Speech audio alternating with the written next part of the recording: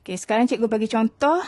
Nyatakan nilai tempat bagi setiap digit dalam nombor di bawah. Okey, kita ada 1, 1, 1, 1, 0, 1, asas 2. Okey, kita buat jadual begini. Okey, nombor dalam asas 2. Okey, dan nilai tempat nombor asas dalam asas 2 tu kita tulis balik. 1, 1, 1, 1, 0, 1, asas 2. Jadi, bila asas 2, kita tulis daripada belakang. Okey, jadi 2 kuasa 0, 2 kuasa 1, 2 kuasa 2, 2 kuasa 3, 2 kuasa 4, 2 kuasa 5.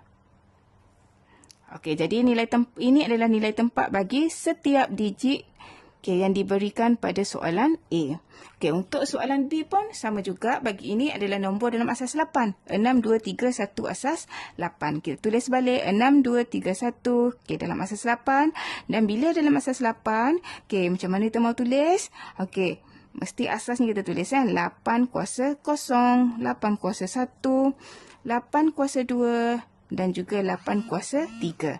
Jadi, bagi nombor 6, nilai tempatnya adalah 8 kuasa 3. Bagi nombor 3, nilai tempatnya adalah 8 kuasa 1. Okey, sekarang cikgu nak bagi kamu tips jika kamu tidak mahu buat jadual begini.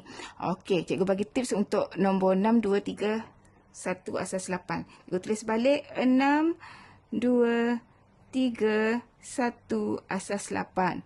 Okey, ini cara cepatlah. Okey, jadi ini adalah 8 kuasa 0, 8 kuasa 1, 8 kuasa 2, 8 kuasa 3. Jadi nilai tempat bagi 6 ialah 8 kuasa 3, nilai tempat bagi 2 ialah 8 kuasa 2. Ataupun kita boleh kira 8 kuasa 2 ialah 64. Okey, macam tu. Okey, seterusnya soalan yang terakhir, contoh yang ketiga, C. Nyatakan nilai tempat bagi digit yang bergaris. Jadi, kita lihat digit yang bergaris saja. Jadi, cara cepat macam tadilah kita guna. Tak payah buat jadual. Okey, ini ialah 2 kuasa 0, 2 kuasa 1, 2 kuasa 2. Jadi, nilai tempat bagi 1 ialah 2 kuasa 2. Okey, macam tu. Jadi, soalan yang kedua. Okey, nilai tempat bagi 2. Nombor 2 digit di sini.